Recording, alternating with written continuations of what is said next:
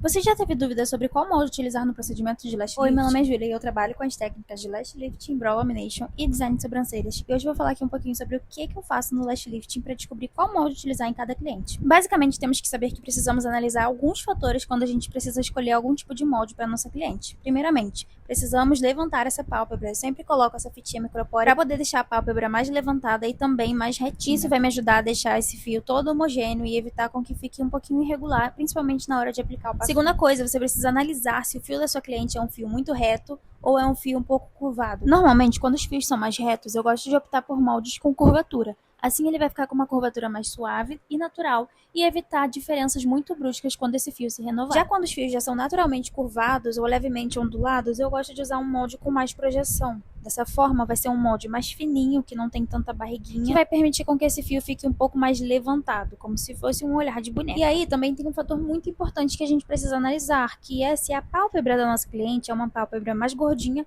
ou é uma pálpebra mais ampla. Quando as pálpebras são gordinhas e os cílios são longos, se você utilizar um molde com muita projeção, ou seja, um molde mais fino, esse fio pode encostar na pálpebra conforme a cliente for piscando e vai fazer com que os cílios entre para os olhos da cliente, ficando cacheado depois. Para evitar com que isso aconteça, opte por um molde com curvatura, um molde um pouco maior do que o tamanho dos cílios da cliente, que vai dar uma curvatura um pouco mais suave, não vai ficar tão evidente, mas vai garantir a segurança e um pós-procedimento não traumático, que foi o caso que eu utilizei nessa minha cliente. Os cílios dela é um cílios levemente curvado naturalmente, porém ela tem a pálpebra um pouco proeminente. Se nessa cliente eu tivesse utilizado um molde um pouco mais fino, que deixasse os cílios um pouco mais rente ali, a bordinha do molde, poderia acontecer desses cílios enrolar depois, as pontas poderiam ficar enrolando para dentro, dando aquela ondulação que a gente não acha tão bonita assim. Então eu optei por um molde um pouquinho maior, que desse essa diferença, um pouquinho de diferença entre o molde e a pálpebra da cliente, permitindo com que ficasse um resultado mais seguro, saudável e que evitasse essas ondulações. Mas de qualquer forma, os cílios ficaram lindos e levantados, com uma curvatura bem natural. E quando a gente trabalha com lash lifting, o ideal é a gente personalizar